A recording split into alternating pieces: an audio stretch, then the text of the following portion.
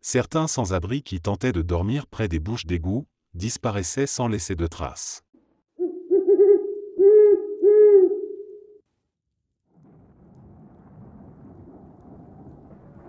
Au large des côtes de la Charente-Maritime, là où l'Atlantique gronde et avale le sable, une légende persiste dans les mémoires des marins et des anciens.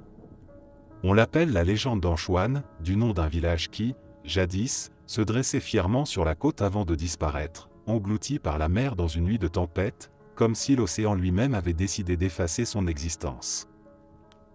L'histoire raconte qu'Anchoine était un petit village de pêcheurs, prospère et animé, où les hommes partaient en mer au lever du soleil tandis que les femmes s'occupaient des maisons et des marchés. Mais Anchoine cachait un secret. Un secret que personne n'osait mentionner à voix haute, de peur d'attirer la colère des anciens dieux. Car selon la légende, le village avait été bâti sur un territoire sacré, une terre que l'océan lui-même réclamait comme sienne. Au fil des années, les pêcheurs commencèrent à remarquer d'étranges phénomènes. Les filets remontaient vides, ou bien remplis de poissons morts aux yeux noirs et vides. Parfois, un bateau disparaissait en pleine mer sans laisser de traces, avalé par une vague sortie de nulle part. Certains marins racontaient qu'ils entendaient des voix sous l'eau, des chuchotements étranges qui les appelaient par leur nom. Mais personne ne voulait croire à ces histoires jusqu'à la nuit maudite. C'était une nuit sans lune, où le vent hurlait plus fort que jamais. Une tempête s'annonçait, mais les habitants d'Anchoine, habitués aux colères de la mer, ne s'inquiétaient pas. Pourtant, au cœur de la nuit, un bruit sourd secoua le village. Un grondement, comme si quelque chose, au fond de l'océan, venait de s'éveiller. Puis, sans prévenir, une vague gigantesque se leva à l'horizon. Elle n'était pas normale. Elle avançait lentement, inexorablement, haute comme une montagne, mais aucun vent ne semblait la pousser. C'était comme si elle était vivante, comme si elle venait chercher ce qui lui appartenait. Les villageois s'éveillèrent en sursaut, courant vers les collines, hurlant de terreur, mais c'était trop tard. L'eau engloutit Anchoine en quelques instants, ne laissant derrière elle qu'un silence terrifiant. Au matin, il ne restait plus rien. Plus de maisons, plus de ports, plus de villages. Juste une mer calme, anormalement paisible, comme si rien ne s'était jamais trouvé là. Mais l'histoire ne s'arrête pas là. Car encore aujourd'hui, certains pêcheurs racontent qu'ils ont entendu, partant de brouillard, le son d'une cloche résonner sous l'eau. D'autres affirment avoir aperçu, entre deux vagues, les contours d'un clocher submergé, ou bien les ruines d'une rue engloutie, juste sous la surface. Et puis il y a ces marins qui jurent que, certaines nuits, en regardant l'océan, ils ont vu des lumières danser sous l'eau, comme si un village fantôme continuait de vivre sous les flots. Les anciens disent que si vous vous promenez seul sur la plage, par une nuit sans étoiles, et que vous entendez des voix venues du large, surtout, ne répondez pas. Car les âmes d'Anchoine ne reposent toujours pas en paix. Elles errent, prisonnières de la mer, cherchant encore à revenir sur la terre qu'elles ont perdue.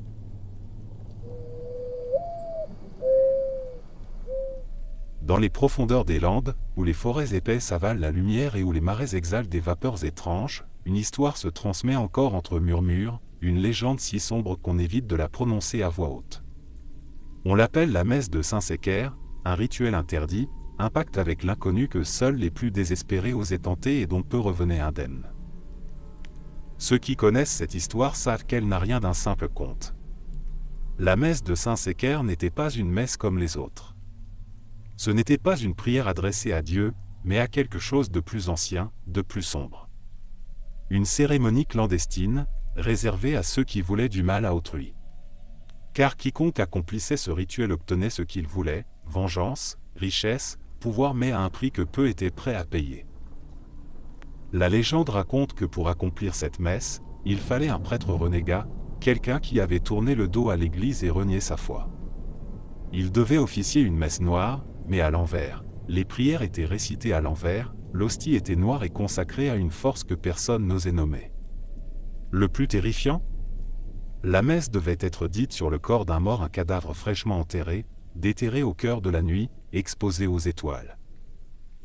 On disait que ceux qui assistaient à cette messe sentaient un froid surnaturel s'emparer d'eux.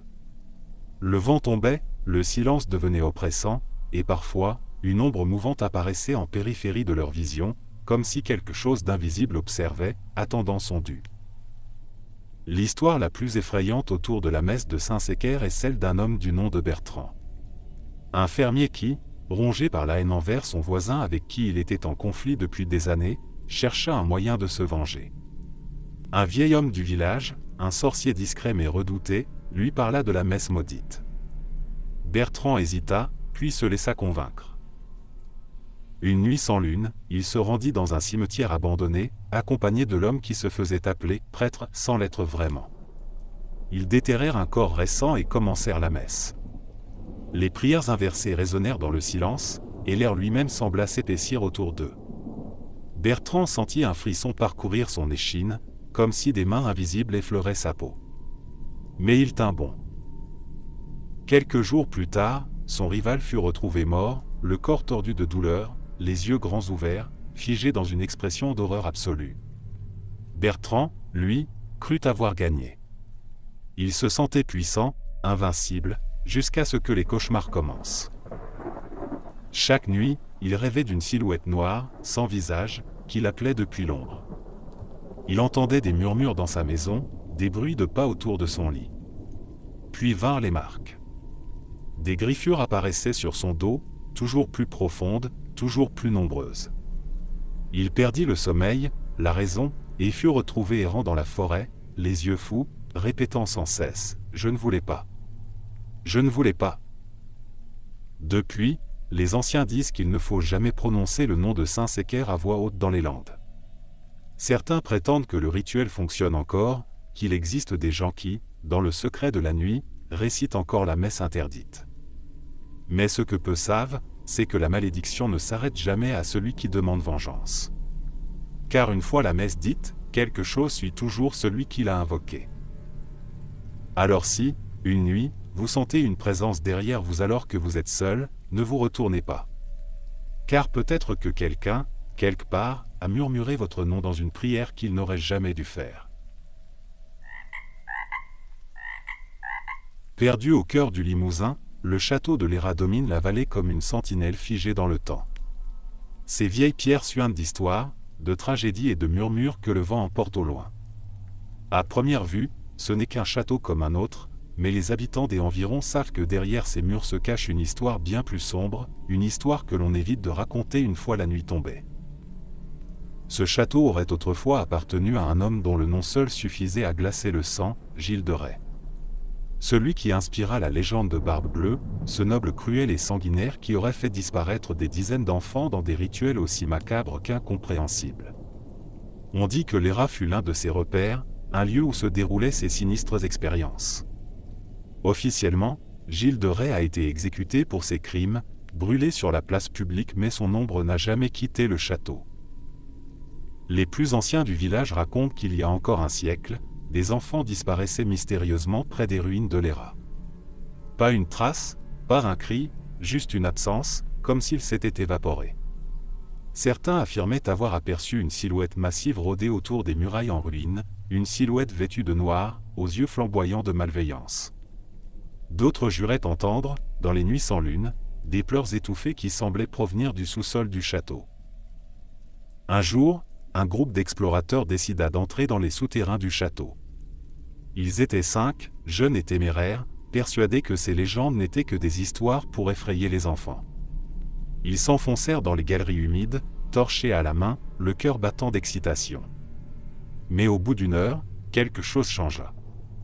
L'air devint plus lourd, plus oppressant. Ils avaient l'impression d'être observés. L'un d'eux, un certain Paul, raconta plus tard qu'il avait entendu un murmure juste derrière lui, un souffle rauque qui prononça distinctement son prénom. Pris de panique, ils décidèrent de rebrousser chemin. Mais en arrivant à l'entrée, ils remarquèrent qu'ils n'étaient plus que 4. L'un des leurs, Antoine, avait disparu. Affolés, ils crièrent son nom, retournèrent sur leurs pas, scrutèrent chaque recoin des galeries, mais il n'y avait plus personne. Aucun bruit, aucun signe de lutte, rien. Comme si la pierre l'avait avalé. Les secours furent appelés, une battue fut organisée, mais Antoine ne fut jamais retrouvé. Sa disparition reste un mystère. Depuis, personne n'a osé retourner dans ces tunnels. Mais l'histoire ne s'arrête pas là. On raconte que, certaines nuits, si l'on se tient près des ruines du château, on peut entendre des bruits sourds, comme des coups frappés contre les murs de pierre. Comme si quelqu'un, quelque part, cherchait désespérément à sortir. Certains prétendent même avoir vu une silhouette massive rôder dans la brume, une silhouette vêtue de noir, aux yeux perçants. Une chose est sûre, Alera, Barbe Bleue n'a peut-être jamais vraiment disparu, et il attend toujours de nouvelles victimes.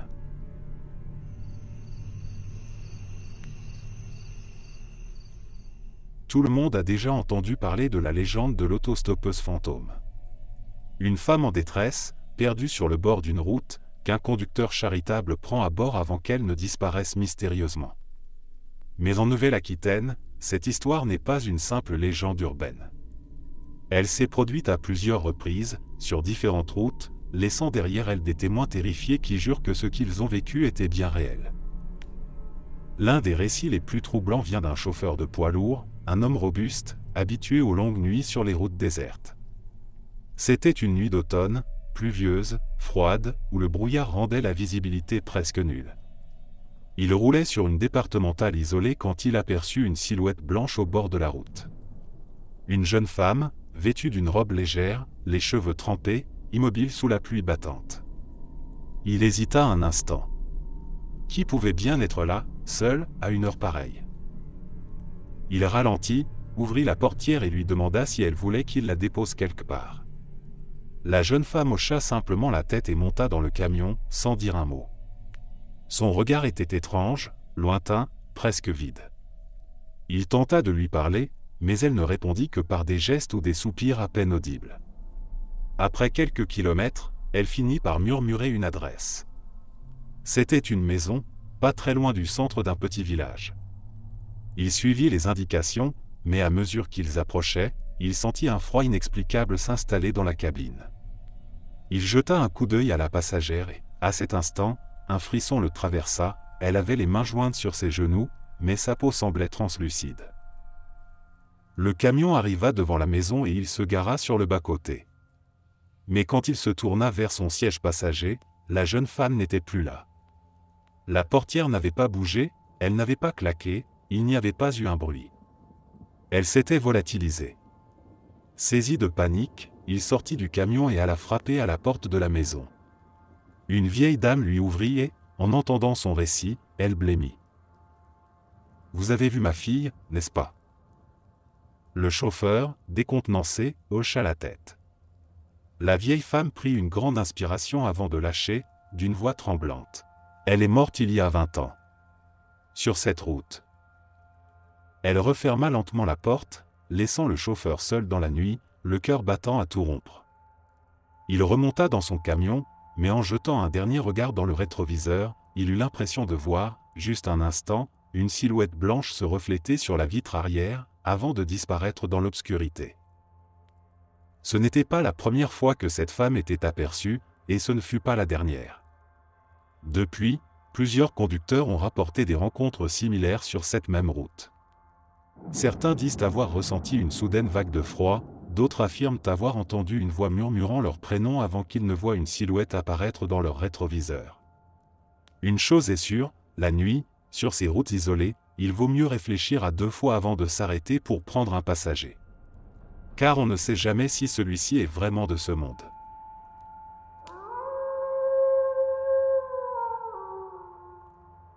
À Biscarrosse, là où les dunes rencontrent les forêts de pins, un arbre ancien se dresse, solitaire et tordu, ses branches noueuses tendues vers le ciel comme des mains cherchant désespérément à s'échapper d'un piège invisible.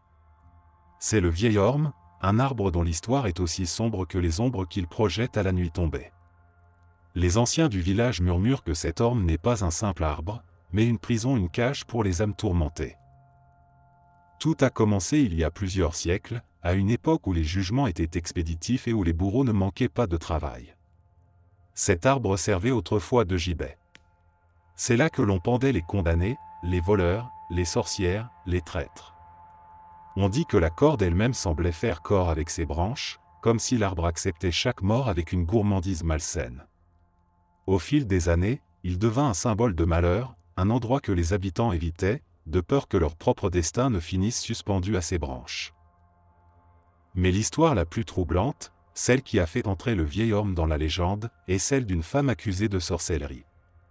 On ne sait pas si elle était vraiment une sorcière, mais les villageois, terrifiés par une série de mauvaises récoltes et de bêtes mystérieusement retrouvées mortes, avaient besoin d'un coupable. Lorsqu'ils l'amenèrent sous l'arbre, elle ne pleura pas, ne supplia pas. Elle se contenta de les regarder, un sourire inquiétant aux lèvres, et avant que la corde ne se resserre autour de son cou, elle murmura une malédiction. « Que cet arbre vous prenne, comme il me prend ce soir. » Personne n'y prêta attention sur le moment. Mais peu de temps après, les morts commencèrent. D'abord, ce fut le bourreau, retrouvé pendu à la même branche, son visage figé dans une grimace de terreur. Puis, un des témoins de l'exécution disparut. On le retrouva des jours plus tard, les mains crispées autour de son cou, comme s'il s'était étranglé lui-même. Les morts inexpliquées se succédèrent. Certains habitants affirmaient voir des silhouettes immobiles sous l'arbre à la tombée de la nuit, d'autres parlaient de voix chuchotantes portées par le vent. Finalement, par peur, le village décida d'abattre le vieil orme. Mais lorsque les bûcherons frappèrent de leur hache le tronc, un cri résonna à travers la forêt. Un hurlement humain, déchirant, qui fit fuir les hommes en courant. L'arbre resta debout, intouché. Et personne n'osa plus jamais s'en approcher. Aujourd'hui encore, l'orme se dresse toujours, solitaire, tordu par les siècles et par les âmes qui y sont peut-être encore enfermées. Les plus téméraires qui osent s'en approcher racontent qu'au crépuscule, lorsque le vent se lève, ils ont l'impression d'entendre la corde grincer doucement, comme si elle berçait encore un condamné invisible. D'autres disent que s'ils restent trop longtemps près de l'arbre, une sensation étrange s'empare d'eux, une pression sur la gorge, comme si quelque chose essayait de serrer un nœud autour de leur cou. Alors, si un soir, en vous promenant près de Biscarrosse, vous croisez un vieil arbre dont les branches semblent bouger seules, ne vous arrêtez pas. Et surtout, ne restez pas trop longtemps sous son ombre. Car qui sait combien d'âmes attendent encore que quelqu'un les rejoigne.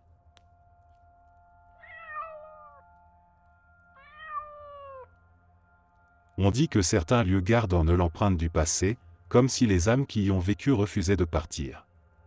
Le château de Fougeray, perdu au cœur de la Vienne, en est un exemple frappant. Ce n'est pas une simple bâtisse ancienne, c'est un endroit où l'on entend encore chuchoter les fantômes. L'histoire commence au XIIIe siècle, mais c'est au XXe siècle que Fougeray est devenu un véritable point de rencontre pour les amateurs de paranormal.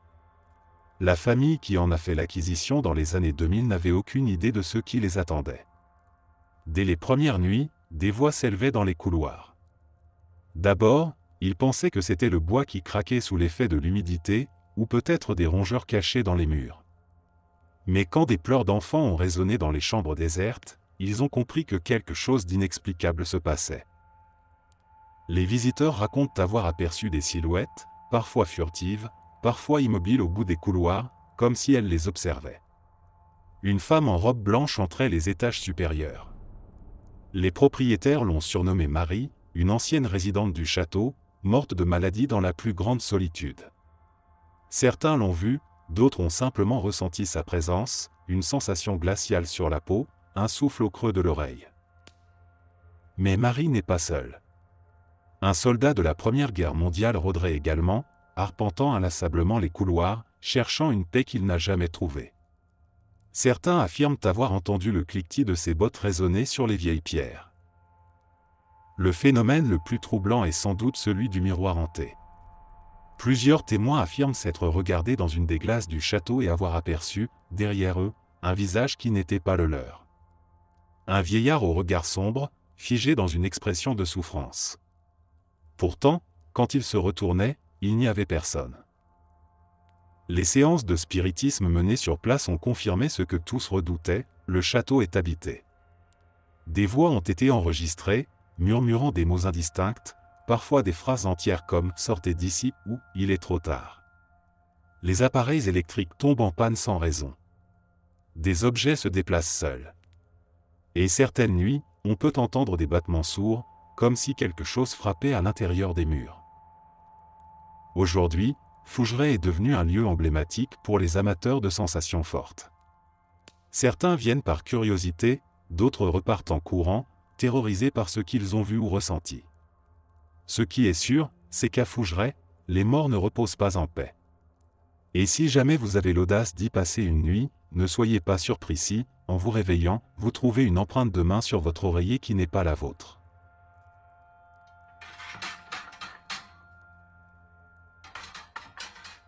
Bordeaux est une ville aux multiples visages, mélangeant modernité et vestiges du passé.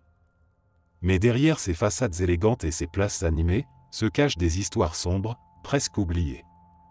L'une des plus étranges est celle du dragon de la vieille tour, une créature monstrueuse qui, dit-on, aurait autrefois semé la terreur dans les rues de la ville. L'histoire remonte au XIVe siècle, à une époque où Bordeaux n'était pas encore la ville raffinée qu'elle est d'aujourd'hui. Dans le quartier de Saint-Pierre, se dressait une vieille tour de pierre, imposante et menaçante, qui semblait avoir toujours été là. Personne ne savait vraiment qui l'avait construite ni pourquoi, mais une chose était sûre, personne n'osait s'en approcher une fois la nuit tombée. Des bruits étranges en sortaient, des grondements sourds, des sifflements inquiétants, comme si quelque chose de gigantesque respirait entre ces murs. Puis, les disparitions commencèrent. D'abord des animaux, des chiens errants, des chats, puis des chèvres et même des chevaux attachés trop près de la tour. On retrouvait parfois des os rongés, disséminés dans les ruelles voisines. Puis vinrent les disparitions humaines. Des enfants surtout, qui s'éloignaient trop près de la tour en jouant et ne revenaient jamais. Certains adultes affirmaient avoir aperçu, dans l'obscurité, une forme immense, quelque chose de reptilien, aux yeux rouges incandescents. La rumeur se répandit rapidement, une créature vivait dans la vieille tour.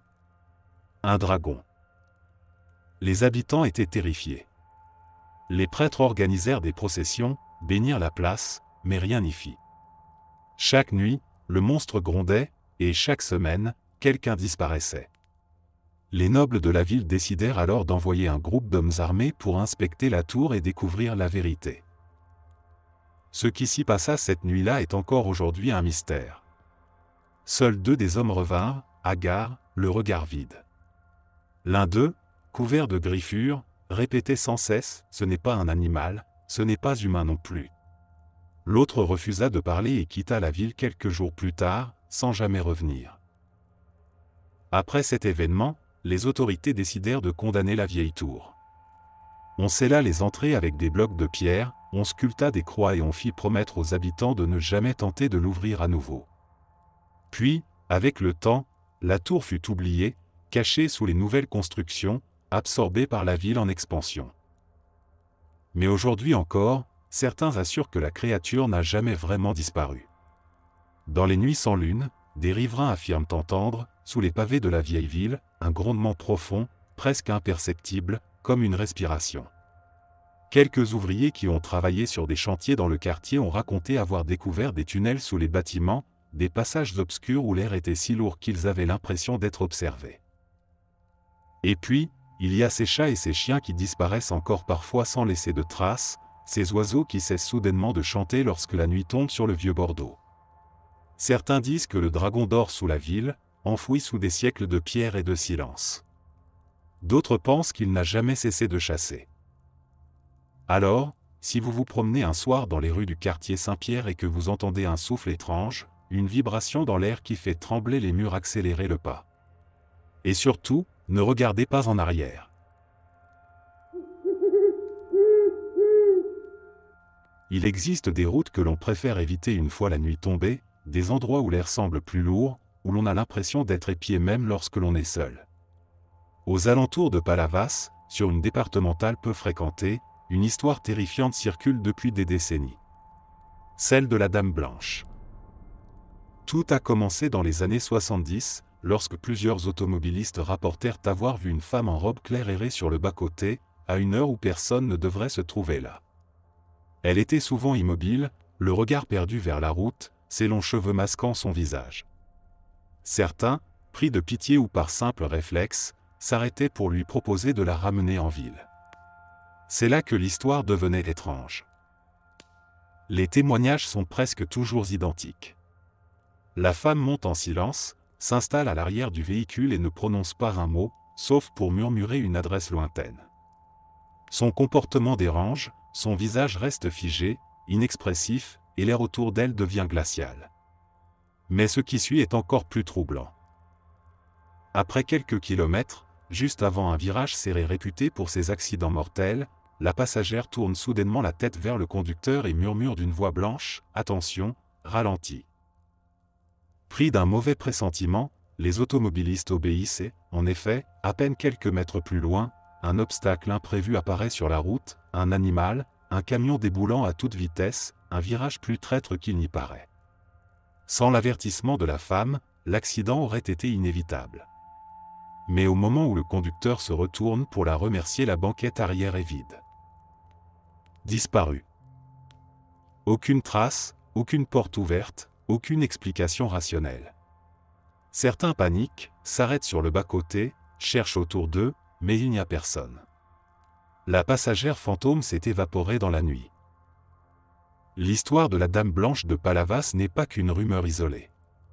Plusieurs gendarmes et secouristes affirment que la route en question a vu de nombreux accidents mortels. Une légende locale raconte qu'il y a longtemps, une jeune femme aurait perdu la vie à cet endroit dans un terrible crash. Une soirée d'orage, son fiancé, qui conduisait à toute allure, aurait perdu le contrôle du véhicule, percutant un arbre de plein fouet. Il survécut. Pas elle. Depuis, son amant trace cette route, avertissant les conducteurs imprudents du danger imminent, cherchant à empêcher d'autres morts tragiques. Mais l'histoire ne s'arrête pas là. Certains témoins affirment que lorsqu'ils regardent dans leur rétroviseur après l'avoir prise en stop, son reflet est encore là, même si la banquette arrière est vide.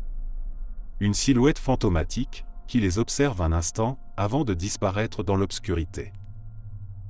Alors si un jour, en pleine nuit, vous apercevez une femme seule au bord de cette route, réfléchissez bien avant de vous arrêter. Car si elle monte avec vous, ce n'est peut-être pas la première fois qu'elle fait ce trajet.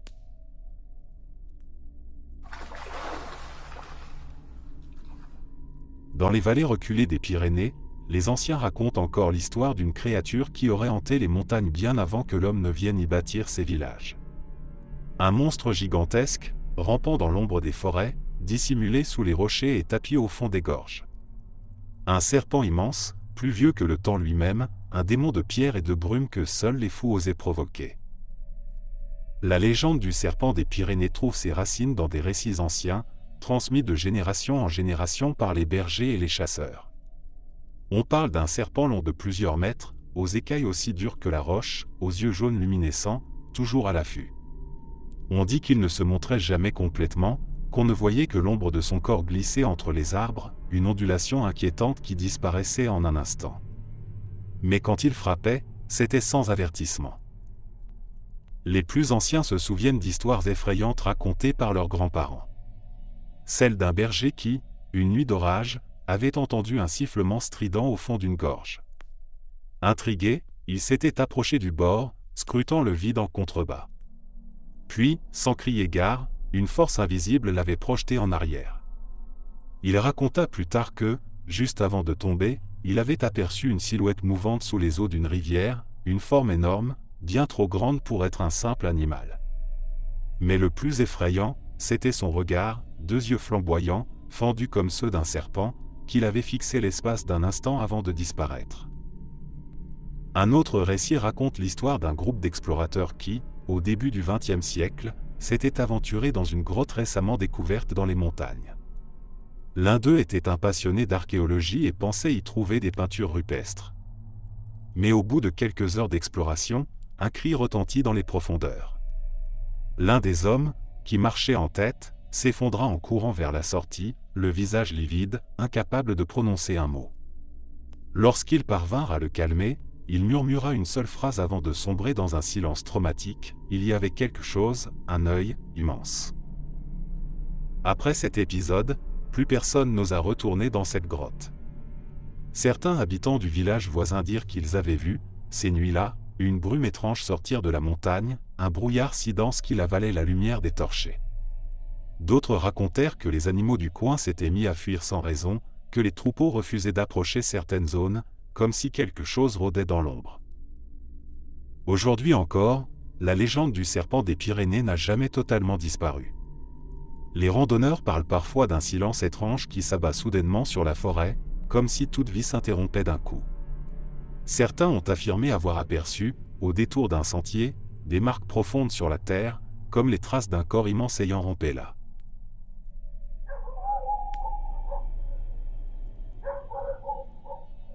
Au cœur de Bordeaux, dissimulé entre les rues modernes et les immeubles, se dressent les vestiges silencieux du palais Gallien, un ancien amphithéâtre romain. De jour, il n'est qu'un amas de pierres, une ruine impressionnante qui témoigne du passé glorieux de la ville. Mais la nuit, c'est une toute autre histoire. Ceux qui s'y sont aventurés après le coucher du soleil racontent des choses troublantes, des murmures venus d'un autre temps, des ombres qui glissent entre les arches brisées, et parfois même, des cris lointains qui résonnent dans l'air stagnant. On raconte que le palais Gallien n'est pas qu'un vestige antique, mais un lieu où l'histoire a laissé des cicatrices profondes. Sous l'Empire romain, l'amphithéâtre accueillait des combats de gladiateurs et des exécutions publiques.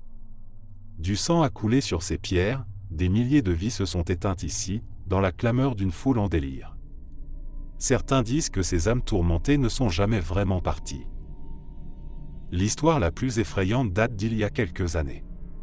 Un groupe d'amis, fascinés par les légendes urbaines, décidèrent d'explorer le site une nuit d'hiver. Armés de lampes torchées, ils escaladèrent les barrières et se faufilèrent à travers les ruines silencieuses. L'air était glacial, et un silence pesant régnait sur les lieux. Pourtant, au bout de quelques minutes, l'un d'eux, Thomas, s'arrêta net. Il avait entendu quelque chose. Un bruit léger, presque imperceptible, des pas. Ils éteignirent leurs lampes pour ne pas attirer l'attention et tendirent l'oreille. Les pas continuaient, lents, lourds, résonnant sur la pierre. Mais il n'y avait personne. Leurs téléphones, qu'ils avaient utilisés pour filmer, commencèrent à déconner, écran figé, batterie qui se vidait d'un coup. Puis, d'un seul coup, un cri retentit. Un cri terrible, inhumain, venu de nulle part, qui leur glaça le sang. Pris de panique, ils prirent leurs jambes à leur cou et escaladèrent la grille aussi vite qu'ils le purent. Une fois dehors, haletants, ils se retournèrent pour voir si quelqu'un les avait suivis. Et là, dans l'ombre des ruines, ils virent une silhouette. Immobile. Humaine, mais pas totalement. Trop grande, trop maigre. Ils restèrent figés, incapables de bouger, et la silhouette sembla faire un pas dans leur direction, avant de disparaître d'un coup, comme aspirée par les ténèbres. Depuis cette nuit-là, aucun d'eux n'a voulu remettre les pieds au palais Gallien après le coucher du soleil. Mais ils ne sont pas les seuls à avoir vécu une expérience étrange. Plusieurs habitants du quartier affirment entendre des bruits inexplicables en pleine nuit, des bribes de voix, des bruits de chaînes, parfois même des applaudissements étouffés, comme si un spectacle oublié se déroulait encore entre ces pierres. Certains prétendent avoir aperçu des formes sombres, des ombres mouvantes se glissant entre les arches, et des souffles glacés effleurant leur nuque lorsqu'ils s'attardent trop longtemps.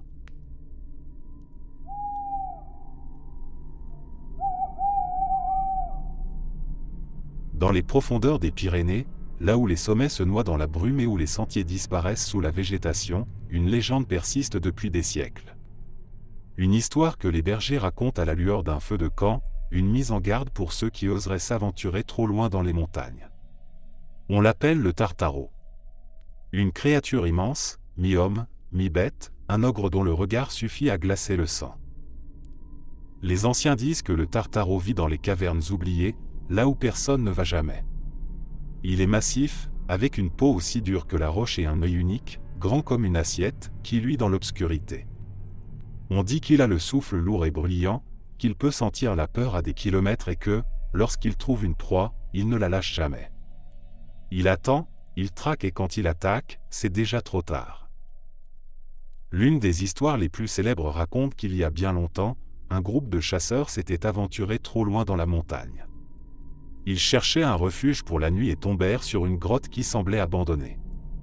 Fatigués, ils allumèrent un feu et s'installèrent, sans se douter un instant que cette caverne n'était pas vide.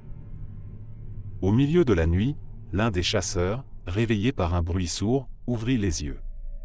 Dans l'ombre, une silhouette gigantesque se tenait à l'entrée. 2 mètres, peut-être 3, une masse sombre dont le souffle résonnait comme un râle profond. Puis, il vit l'œil. Unique. Jaune. Immense. Le chasseur eut à peine le temps de crier que l'ogre se jeta sur eux. L'un d'eux fut attrapé comme un simple morceau de viande et disparut dans l'obscurité de la grotte, son hurlement résonnant encore longtemps après. Les autres, paniqués, prirent la fuite, dévalant les pentes escarpées dans l'obscurité. Seuls 2 d'entre eux survécurent à cette nuit, et lorsqu'ils revinrent au village, hagards et couverts d'égratignures, ils racontèrent ce qu'ils avaient vu. Mais personne ne les crut. Les années passèrent, et peu à peu, la légende du Tartaro s'effaça des mémoires. Mais parfois, lors des nuits sans lune, certains bergers affirment entendre des pas lourds dans la montagne, comme si quelque chose d'énorme marchait lentement entre les rochers. D'autres disent avoir trouvé des carcasses de moutons éventrés, abandonnées au milieu d'un sentier, comme si elles avaient été dévorées puis laissées là, sans raison. Plus troublant encore, des randonneurs ont rapporté avoir vu, au fond de certaines grottes, d'anciennes peintures rupestres représentant une créature cyclopéenne. Une silhouette massive, avec un seul œil, entourée d'humains minuscules, comme si elle était vénérée ou crainte. Le Tartaro n'est peut-être plus qu'une légende, une vieille histoire racontée pour effrayer les enfants. Mais alors pourquoi, encore aujourd'hui, y a-t-il des endroits dans les Pyrénées où même les plus téméraires refusent d'aller? Peut-être parce que, dans l'ombre des montagnes, quelque chose veille encore. Quelque chose d'ancien. Quelque chose d'affamé.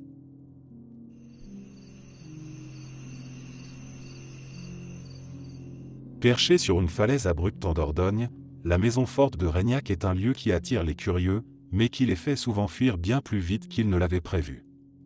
Cette bâtisse troglodytique, construite à même la roche, semble être figée dans un autre temps. De l'extérieur, elle ressemble à un château miniature, presque pittoresque. Mais une fois à l'intérieur, une atmosphère lourde et pesante s'abat sur les visiteurs. Il y a quelque chose d'invisible entre ces murs, une présence qui fait frissonner même les plus sceptiques. On raconte que Reignac a été le théâtre d'innombrables tragédies. Utilisé comme forteresse, repère de brigands, lieu d'expérimentation occulte, mais surtout, salle de torture. Pendant des siècles, des âmes ont souffert ici dans l'ombre, enfermées dans des cachots étroits où la lumière du jour ne pénétrait jamais. Certains témoignages parlent de chaînes encore fixées au mur, de bruits de grattement venant du sol, comme si quelqu'un, quelque part, tentait encore de creuser une issue pour s'échapper. Les histoires effrayantes autour de la maison forte ne manquent pas, mais l'une d'elles a marqué les esprits. Un soir de septembre, un petit groupe de visiteurs se retrouva enfermé par accident à l'intérieur du château. L'un d'eux, un homme nommé Julien, s'aventura seul dans l'une des salles pour tenter de trouver une issue. Lorsqu'il revint, son visage était livide, ses mains tremblaient. Il balbutia quelque chose d'incompréhensible avant de s'effondrer sur le sol. Lorsqu'il reprit connaissance, il raconta avoir vu, dans un miroir poussiéreux accroché au mur, une silhouette qui n'était pas la sienne. Une femme en robe ancienne, le regard vide, qui se tenait juste derrière lui. Mais lorsqu'il s'était retourné, la pièce était vide. Ce n'était pas la première fois que ce phénomène se produisait. Plusieurs visiteurs ont rapporté avoir aperçu des visages dans les miroirs du château, des formes floues qui disparaissent dès qu'on tente de les regarder de face. Certains affirment même avoir entendu des chuchotements dans leur oreille, des prières murmurées dans une langue inconnue. Mais l'expérience la plus troublante reste celle de 2 enquêteurs du paranormal venus y passer la nuit. Ils avaient installé des caméras dans toute la forteresse, espérant capturer un phénomène inexpliqué. Vers 3 heures du matin, l'un d'eux descendit seul dans les caves. Il se tenait devant une ancienne table de torture lorsque soudain, une force invisible le projeta en arrière. Son cri réveilla son collègue qui, en arrivant sur place, le trouva allongé, le souffle court. Lorsqu'ils regardèrent les images enregistrées, ils purent voir un détail glaçant. Au moment où l'homme avait été poussé, une ombre indistincte était apparue derrière lui, une silhouette sombre qui semblait le fixer avant de disparaître. Aujourd'hui encore, la maison forte de Reignac reste un mystère. Les visiteurs s'y rendent par curiosité, fascinés par son passé, mais nombreux sont ceux qui en repartent avec un étrange malaise, une sensation de vide ou d'être suivis. Parfois, certains témoignent de rêves troublants après leur visite, ou dévoient leur murmure de revenir. Mais peu d'entre eux osent tenter l'expérience une seconde fois. Après tout, Qui sait ce qui pourrait les attendre dans les profondeurs de la forteresse? Dans les profondeurs de la forêt landaise, loin des sentiers battus et des villages, se cache un lieu que peu osent approcher une fois la nuit tombée. Un ancien cercle de pierre, dressé là depuis des siècles, peut-être même des millénaires. Les archéologues parlent d'un vestige mégalithique, d'un cromlech oublié servant autrefois à des rites païens. Mais les anciens, eux, chuchotent une autre histoire. Une histoire que l'on préfère ne pas raconter trop fort. Celle du cercle des âmes perdues. La légende raconte que ces pierres ne sont pas simplement des vestiges d'un passé lointain, mais les gardiennes d'un passage. Un seuil entre notre monde et un autre, plus sombre, plus ancien. On dit que ceux qui entrent dans le cercle après minuit risquent de ne jamais en ressortir. Ou s'ils le font, ils ne reviennent jamais vraiment seuls. Il y a plusieurs décennies, un groupe de jeunes venus camper dans la région décida, par bravade, de se rendre au cromlech en pleine nuit. Ils voulaient prouver que toutes ces histoires n'étaient que des légendes, de vieilles superstitions sans fondement. Armés de lampes et de bouteilles de bière, ils s'installèrent près du cercle, riant et plaisantant, sans prêter attention au silence inquiétant qui régnait autour d'eux. Puis, l'un d'eux, un certain Mathieu, eut une idée. Il proposa de jouer à un vieux jeu connu sous le nom du cercle du défi. Le principe était simple, marcher autour du cromlech 3 fois dans le sens inverse des aiguilles d'une montre, puis entrer au centre et prononcer une phrase ancienne que les villageois avaient interdiction de répéter. Juste une farce, un défi pour se donner des frissons. Mathieu le fit, sous les encouragements de ses amis. Il tourna 1 fois, 2 fois, 3 fois autour des pierres, puis entra dans le cercle. Il sourit, leva les bras, et prononça la phrase interdite. Rien ne se passa. Les autres éclatèrent de rire. « Quelle arnaque !» dit l'un d'eux. Mais au moment où Mathieu voulut sortir du cercle, son visage changea. Il s'arrêta net. Ses yeux se perdirent dans le vide, son corps se figea comme une statue. « Mathieu ?» Pas de réponse. Puis, un vent glacial s'éleva, et un cri déchira la nuit. Un hurlement lointain, inhumain, qui sembla venir de sous la terre elle-même. Pris de panique, les autres le tirèrent hors du cercle et s'enfuirent en courant vers le village.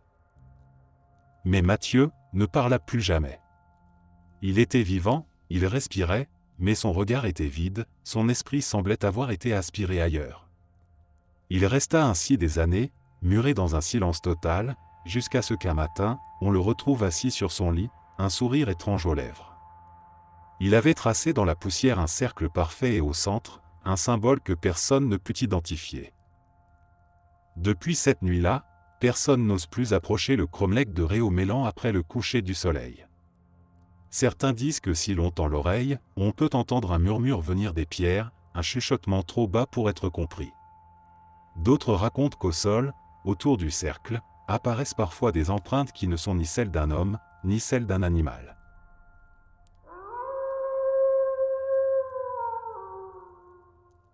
Les pierres jaumâtres, un nom qui résonne comme un avertissement pour ceux qui s'en approchent. Ces formations rocheuses étranges, perchées sur le mont Barlow, attirent les curieux depuis des siècles. Des blocs gigantesques posés les uns sur les autres dans un équilibre impossible, défiant toute explication rationnelle. Si les géologues parlent d'érosion et de caprice du temps, les habitants du coin, eux, murmurent une toute autre histoire.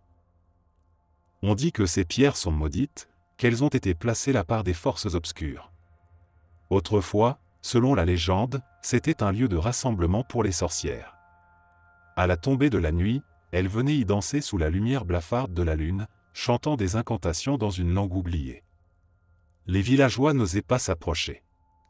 Ceux qui l'avaient fait en étaient revenus changés, terrorisés ou pas revenus du tout. Des bergers racontaient avoir aperçu de loin des flammes surgir du sol sans raison, des silhouettes encapuchonnées en mouvement, et une présence écrasante qui leur donnait l'impression d'être épiés. Certains disaient que les pierres jaumâtres étaient un passage vers un autre monde, que ceux qui y restaient trop longtemps risquaient de disparaître à jamais. Un soir, il y a plusieurs siècles, un colporteur qui traversait la région s'était égaré. Pris par la nuit et un brouillard épais, il s'était retrouvé face au rocher sans savoir où aller. Fatigué, il décida d'y passer la nuit, pensant qu'un feu suffirait à le protéger du froid et des bêtes sauvages. Mais alors que la nuit avançait, il sentit un frisson parcourir son échine. D'abord, il crut entendre le vent souffler entre les pierres, puis des murmures. Il se redressa, scrutant l'obscurité, mais ne vit rien. Pourtant, il n'était pas seul. Un rire s'éleva, un rire grave, étouffé, qui semblait venir de partout et de nulle part à la fois. Puis, soudain, un grondement sourd fit trembler le sol sous lui. Il recula précipitamment, son cœur battant à tout rompre, et c'est là qu'il les vit. Des ombres, hautes et voûtées, qui se mouvaient lentement entre les pierres, leur forme à peine perceptible dans la pénombre. Il voulut courir, mais son corps refusa de bouger, comme si une force invisible le clouait au sol. Son souffle se fit court lorsqu'un murmure glacé vint effleurer son oreille, « Tu n'aurais pas dû venir ici. » On le retrouva à l'aube, allongé au pied des pierres, les yeux écarquillés de terreur. Il ne prononça jamais un mot sur ce qui lui était arrivé cette nuit-là, mais il ne fut plus jamais le même. Il tremblait en permanence, évitait la montagne et refusait de sortir une fois le soleil couché. Lorsqu'il mourut, des années plus tard, un prêtre qui l'assistait dans ses derniers instants affirma qu'il l'avait entendu murmurer « Elle danse encore » avant d'expirer. Mais l'histoire la plus terrifiante reste celle du diable en personne. On raconte qu'un mage du village voisin l'aurait défié dans un pari risqué, jouant son âme contre une faveur. Le sorcier, plus malin qu'il n'en avait l'air, réussit à tromper Satan, qui, fou de rage, arracha des blocs entiers de la montagne et les lança à travers la vallée. Les pierres jaumâtres seraient le résultat de cette colère. Depuis, certains disent que si l'on se tient trop près des rochers après minuit, on peut entendre un rire guttural résonner entre les pierres, suivi de pas lourds qui se rapprochent inexorablement. Mais à chaque fois que l'on se retourne, il n'y a rien. Aujourd'hui encore, malgré les nombreux randonneurs qui viennent admirer le site en plein jour, rares sont ceux qui osent y rester une fois la nuit tombée. Certains affirment ressentir une étrange pression sur leur poitrine, comme si un regard invisible pesait sur eux. D'autres parlent de frissons inexplicables, d'appareils électroniques qui cessent soudainement de fonctionner ou encore d'une sensation oppressante, comme si quelque chose d'hostile les observait. Une équipe de passionnés du paranormal a même tenté d'enquêter sur place, munis de caméras et d'enregistreurs audio. Ils avaient prévu d'y passer toute la nuit mais à peine quelques heures après la tombée du jour, ils sont partis en courant, paniqués. L'un d'eux, blême, refusait de parler de ce qu'il avait vu. L'autre, tremblant, n'a su dire qu'une seule chose, il y avait quelqu'un derrière moi. Alors, si un jour tu te retrouves près des pierres jaumâtres, souviens-toi de ces histoires. Et surtout, si le vent commence à murmurer à ton oreille ou si tu entends des pas résonner derrière toi, ne te retourne pas.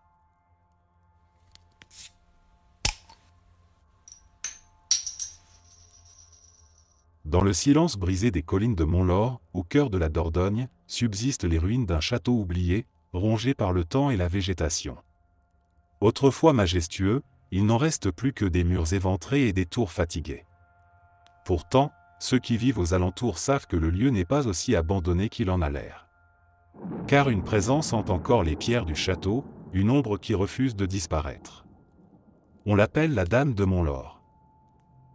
L'histoire raconte qu'il y a plusieurs siècles, une noble dame vivait en ces lieux, mariée à un chevalier dur et jaloux. Il était connu pour sa cruauté, et les rumeurs disaient qu'il enfermait sa femme dans une tour lorsqu'il partait en guerre, l'empêchant d'avoir le moindre contact avec le monde extérieur.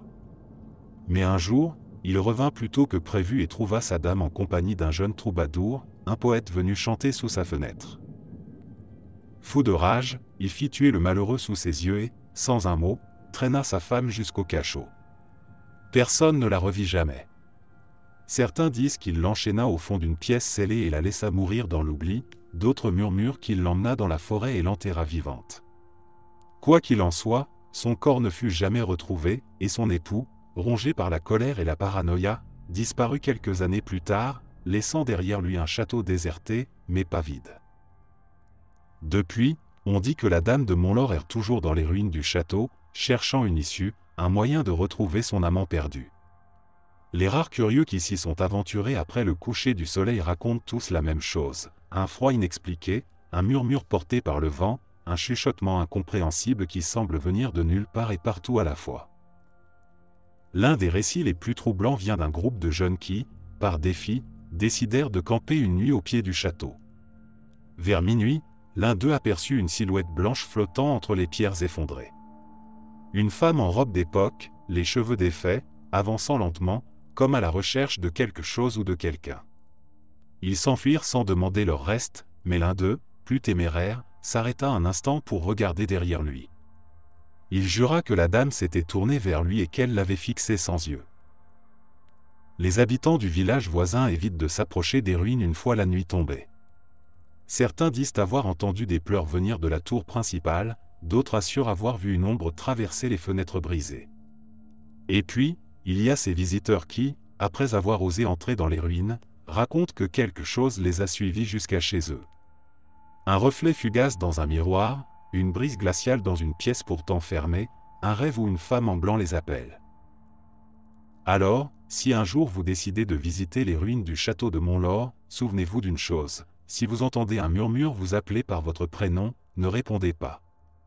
Car la dame de Montlore cherche toujours un compagnon pour partager son éternité.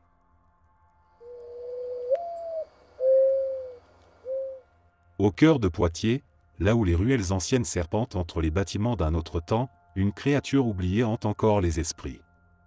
Son nom résonne comme une menace venue d'un lointain passé, la Grand-Goule. Un monstre dont la simple évocation suffisait jadis à glacer le sang des habitants. Un dragon souterrain, tapi sous la ville, dont la faim insatiable aurait failli plonger Poitiers dans le chaos. L'histoire remonte au Moyen-Âge, lorsque Poitiers n'était encore qu'une ville fortifiée, marquée par la peur des invasions et les superstitions. Sous la ville s'étendait un réseau de souterrains et de caves profondes, des galeries oubliées qui couraient sous les maisons et les églises. Mais ces tunnels, personne ne s'y aventurait. Car quelque chose y vivait. Une chose immense, couverte d'écailles, dotée d'une gueule béante bordée de crocs.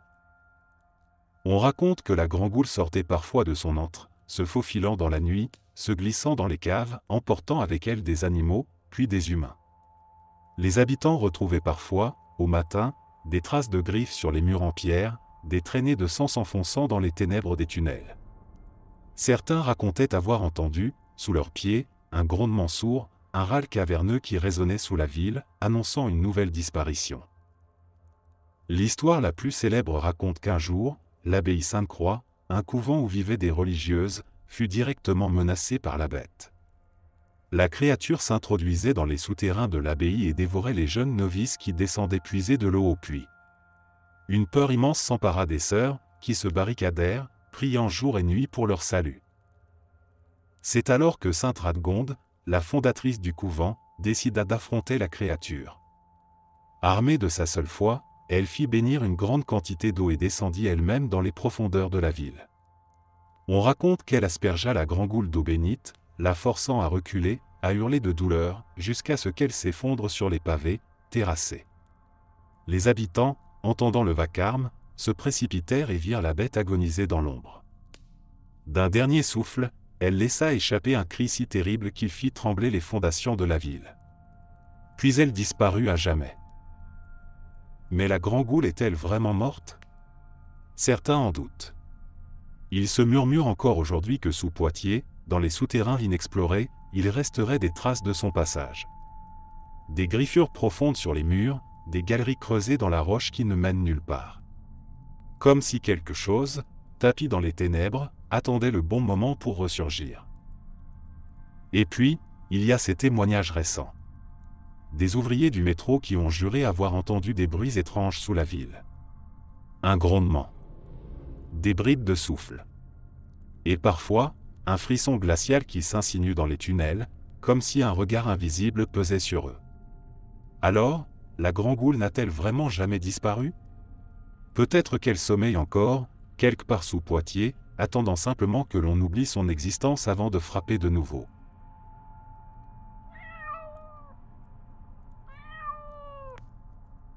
Sur l'île de Ré, le vent souffle fort, portant avec lui les embruns de l'Atlantique et les murmures du passé. Cette île paisible, prisée des vacanciers et des amoureux de la mer, cache pourtant une légende bien plus sombre, une histoire que les anciens racontaient jadis aux enfants pour les empêcher d'aller trop loin dans les eaux agitées.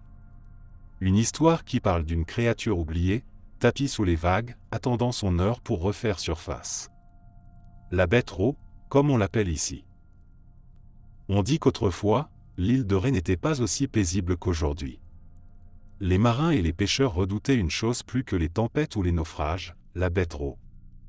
Un monstre marin qui hantait les côtes, surgissant des profondeurs pour attaquer les embarcations isolées.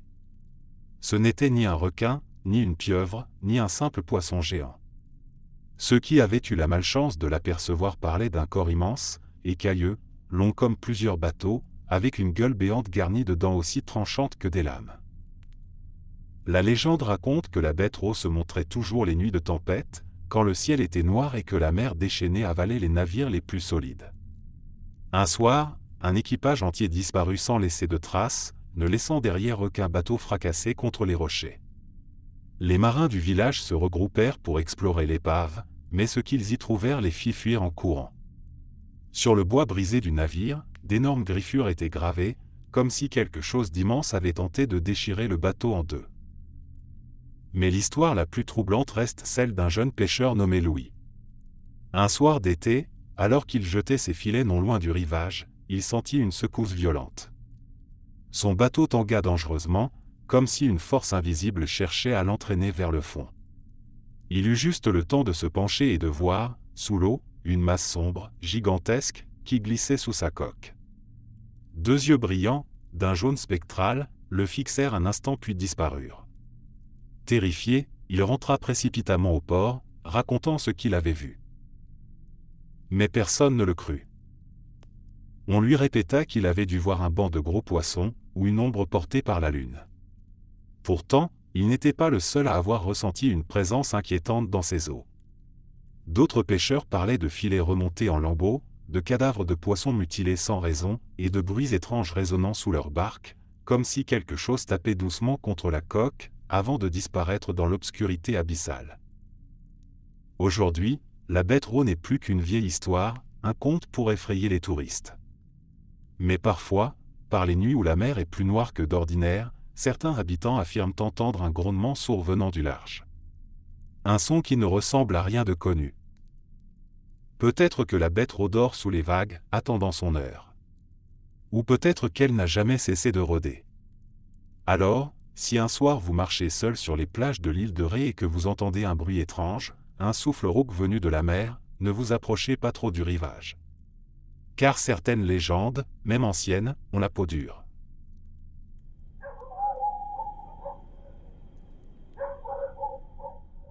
Au cœur du Lot-et-Garonne, il existe une fontaine dont l'eau aurait, dit-on, des pouvoirs miraculeux. Elle se trouve à la Roque-Timbaud, à côté d'une vieille chapelle bâtie il y a des siècles. Mais cette eau bénie cache une histoire bien plus sombre que ce que l'on raconte aux pèlerins de passage.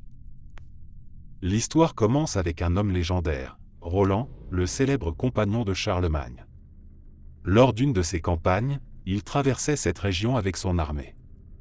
Mais un terrible fléau frappa ces hommes, une peste fulgurante, une maladie qui les emportait en quelques jours à peine. Les guerriers tombaient un à un, incapables de poursuivre leur route.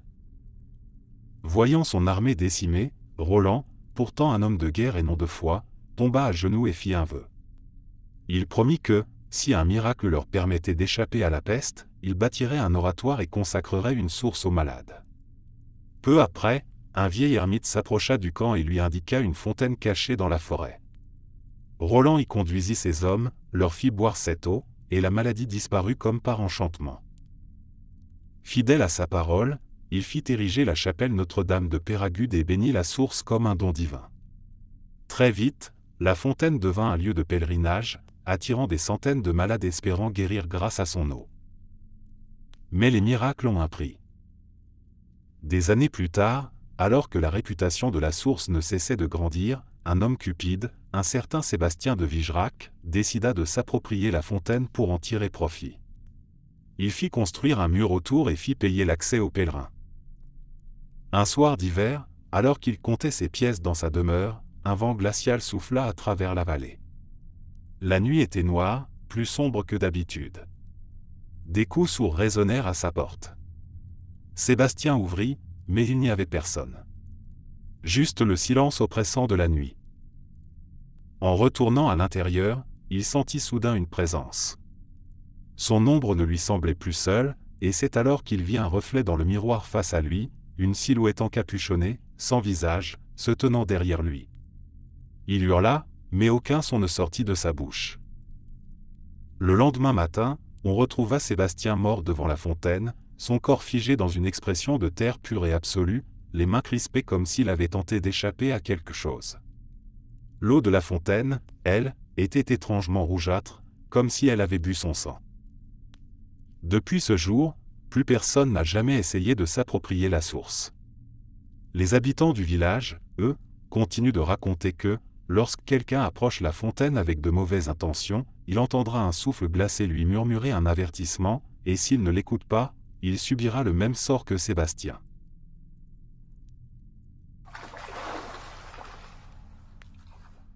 Dans les profondeurs du Périgord, sous l'ombre épaisse des chênes centenaires, une légende traverse les âges, soufflée par le vent nocturne à ceux qui osent écouter. Ici, au cœur des forêts et des villages aux ruelles tortueuses, on parle encore du lébérou, une créature mystérieuse qui rôde la nuit, maudissant ceux qui croisent sa route. On dit que le lébérou n'est pas un être ordinaire. Ce n'est ni un loup-garou, ni un spectre, mais quelque chose d'autre, de plus insidieux, de plus effrayant. C'est une âme damnée, condamnée à errer sous une forme animale, une malédiction qui frappe les hommes fautifs ou maudits. Personne ne sait exactement comment on devient un lébérou, mais tous s'accordent sur une chose, si vous le croisez, votre destin est scellé. Les anciens racontent qu'il y a des siècles, un homme du village de Montignac, un chasseur réputé, fut vu errant seul dans les bois par une nuit de pleine lune. Il marchait d'un pas traînant, le regard vide, comme s'il était ailleurs. Ceux qui l'aperçurent n'osèrent pas l'appeler, car son ombre s'allongeait étrangement derrière lui, bien plus grande qu'elle n'aurait dû l'être. Le lendemain, on retrouva ses vêtements abandonnés sur un sentier forestier. Pas une trace de sang, pas un cri entendu, juste ses habits jetés là, comme si le corps avait disparu. Certains pensèrent qu'il avait fui, d'autres qu'un loup l'avait attaqué, mais ceux qui connaissaient la légende savaient. Il était devenu un lébérou. Depuis cette nuit-là, dans les villages du Périgord, les gens racontent que certaines nuits, lorsque le vent souffle fort à travers les arbres, on peut entendre des pas précipités sur les chemins déserts. Pas humains, pas tout à fait bestiaux, comme une course effrénée à travers la campagne. Un bruit de respiration lourde, haletante, qui suit les voyageurs trop téméraires. Un homme, un boulanger de Sarlat, eut la malchance de croiser son chemin en rentrant chez lui après une soirée bien arrosée. Il jura avoir vu une silhouette sombre, mi-homme, mi-bête, avancer en titubant au bord de la route. Intrigué, et pensant à un ivrogne, il voulut l'appeler. Mais à peine eut-il prononcé un mot que la créature s'arrêta net. Il vit alors deux yeux rouges briller dans l'obscurité. Son cœur se glaça. L'homme courut jusqu'à chez lui, claqua la porte et se barricada. Toute la nuit, il entendit des griffes racler sa porte, un souffle rauque à travers les fentes du bois. Au petit matin, lorsqu'il osa sortir, il ne trouva rien. Juste une trace de pas humain, au départ, puis peu à peu, devenant celle d'un animal. Comme si l'homme avait changé de forme en s'éloignant. Depuis, ceux qui connaissent la légende savent qu'il ne faut jamais marcher seul la nuit dans le Périgord. Si vous entendez des pas derrière vous, accélérez sans vous retourner. Si un souffle glacé s'approche de votre oreille, récitez une prière et ne répondez à aucun murmure. Car le lébérou ne cherche pas seulement à hanter les vivants, il cherche un remplaçant. Et si vous êtes celui qu'il choisit, alors la prochaine nuit, ce sera vous qui courez dans les bois, maudits pour l'éternité.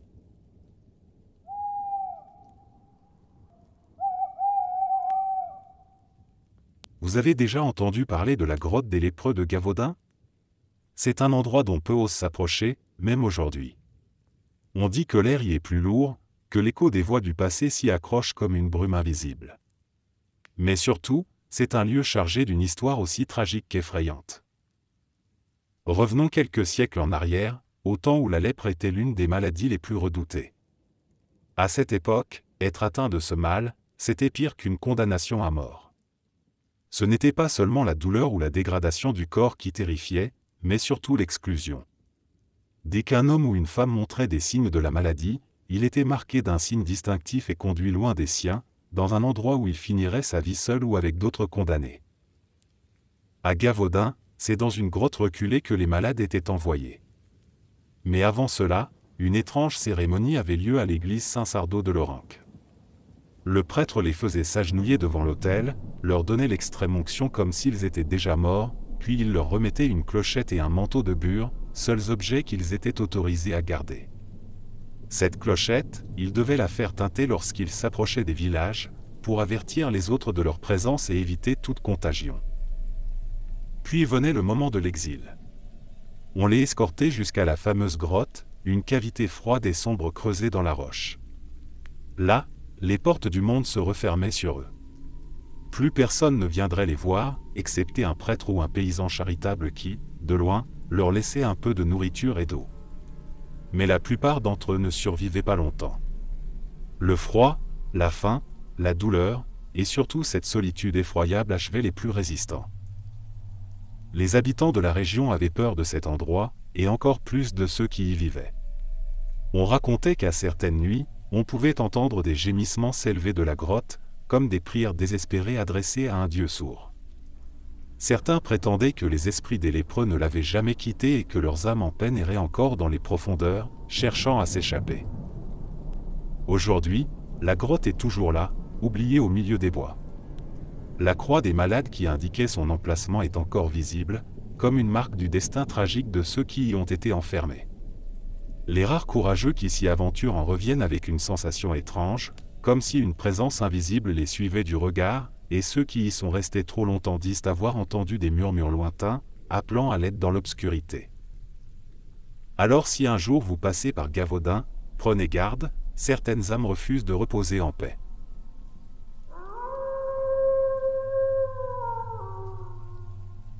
Au cœur des monts d'Ambazac, en Haute-Vienne, se trouve un vieux moulin abandonné, rongé par le temps et les légendes qui l'entourent.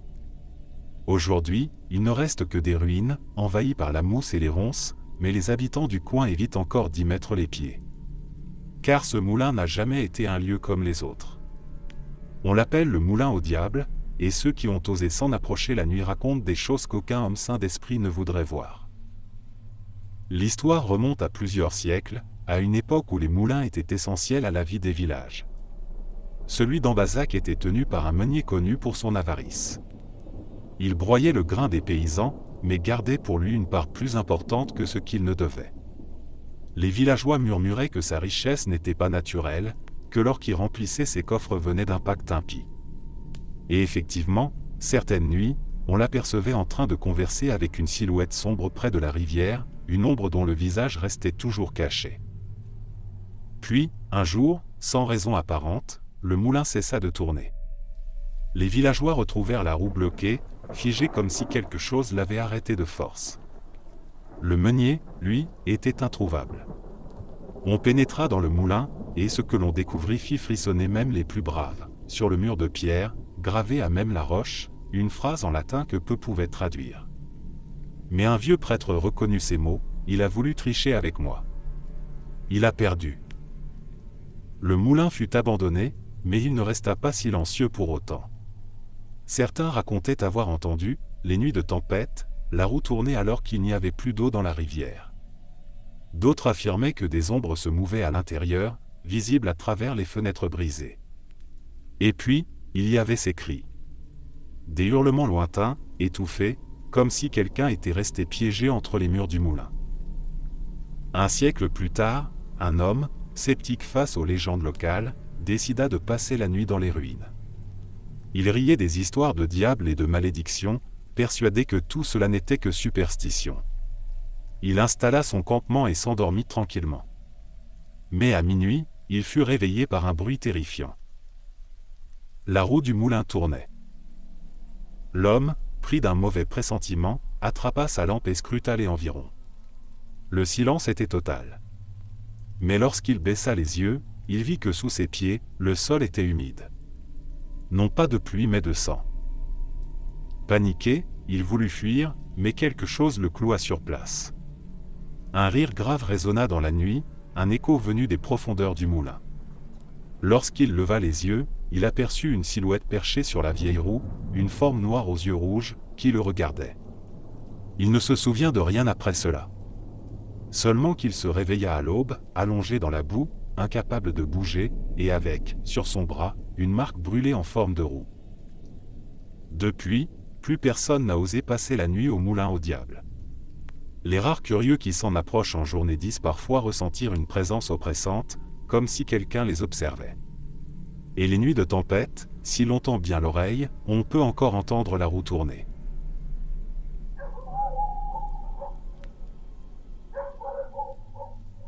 Dans les terres brumeuses d'Angoumois, là où les forêts s'étendent à perte de vue et où les rivières serpentent silencieusement, une légende persiste, chuchotée par les anciens aux oreilles des plus jeunes. On l'appelle le souvenir des fées, mais ce n'est pas une histoire douce et enchantée comme celle que l'on raconte aux enfants. Non, celle-ci parle d'êtres anciens, oubliés, qui n'aiment pas que l'on trouble leur repos. Les fées d'Angoumois ne sont pas ces petites créatures ailées des contes modernes. Ici, elles sont grandes, pâles, vêtues de blanc, avec des yeux brillants d'une lumière étrange. Elles apparaissent à la tombée de la nuit, errant dans les clairières cachées et les sentiers reculés, là où l'homme ne devrait pas marcher. Ceux qui les croisent par hasard ne s'en souviennent jamais complètement ou alors, ils disparaissent.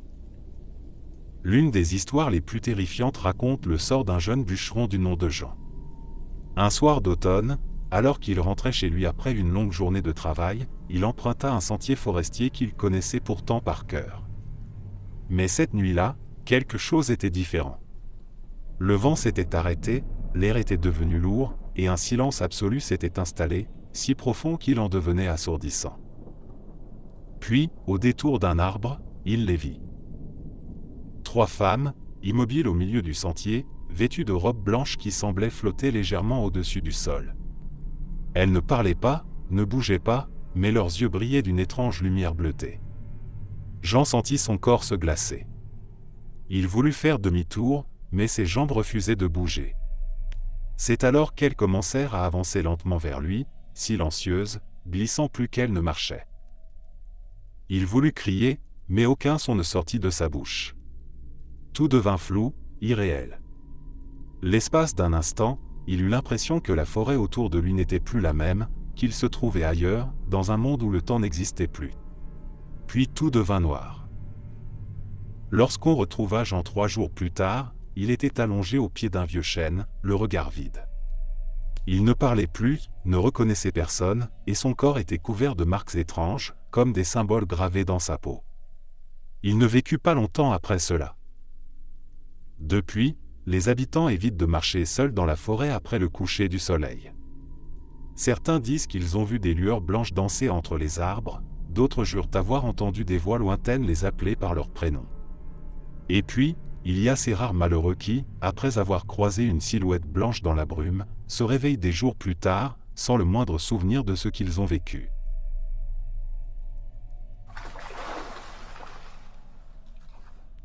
Bayonne, avec ses rues pavées et ses façades colorées, est une ville animée, baignée par l'histoire et le parfum du chocolat.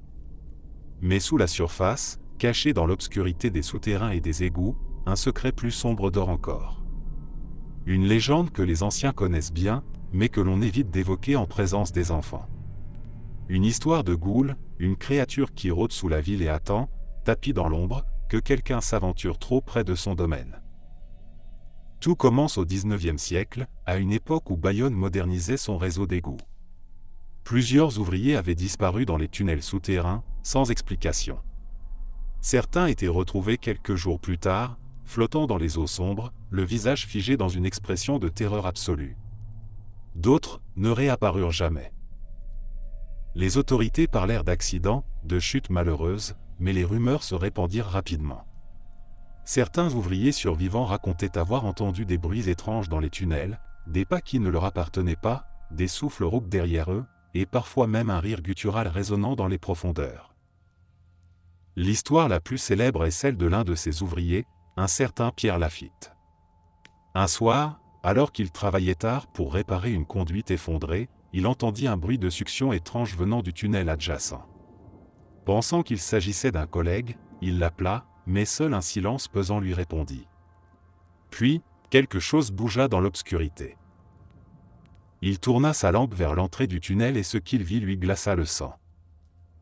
Une silhouette se tenait là, immobile, courbée sous la voûte basse. Une chose humanoïde, mais trop grande, trop maigre, aux bras anormalement longs. Son visage était pâle, cadavérique, et ses yeux, d'un noir profond, brillaient d'une faim insatiable. La créature ouvrit la bouche. Ce n'était pas un cri humain. C'était un râle humide, un son venu d'ailleurs, un bruit qui semblait vibrer dans l'air, comme si la chose goûtait déjà sa proie. Pierre ne réfléchit pas. Il lâcha ses outils et courut sans se retourner, remontant à la surface aussi vite que ses jambes le lui permettaient. Il sortit des égouts en hurlant, les yeux fous, incapable de prononcer un mot clair sur ce qu'il avait vu. Il quitta son emploi dès le lendemain et ne reparla jamais de cette nuit-là. Mais ce n'était pas la fin de l'histoire. Depuis, d'autres ont raconté des expériences similaires. Des bruits inexplicables sous les rues de Bayonne, des ombres mouvantes aperçues à travers les grilles d'évacuation. Certains sans-abri qui tentaient de dormir près des bouches d'égout disparaissaient sans laisser de traces. Et par les nuits de grande marée, quand l'eau monte dans les tunnels, certains habitants jurent entendre un bruit étrange s'élever des profondeurs, un halètement lourd, suivi d'un ricanement lointain. Alors si un jour, en marchant dans les rues de Bayonne, vous sentez une brise froide sortir d'une bouche d'égout, ou si vous entendez un bruit qui ne ressemble à rien de connu, passez votre chemin. Car dans l'obscurité des souterrains, quelque chose vous regarde peut-être déjà.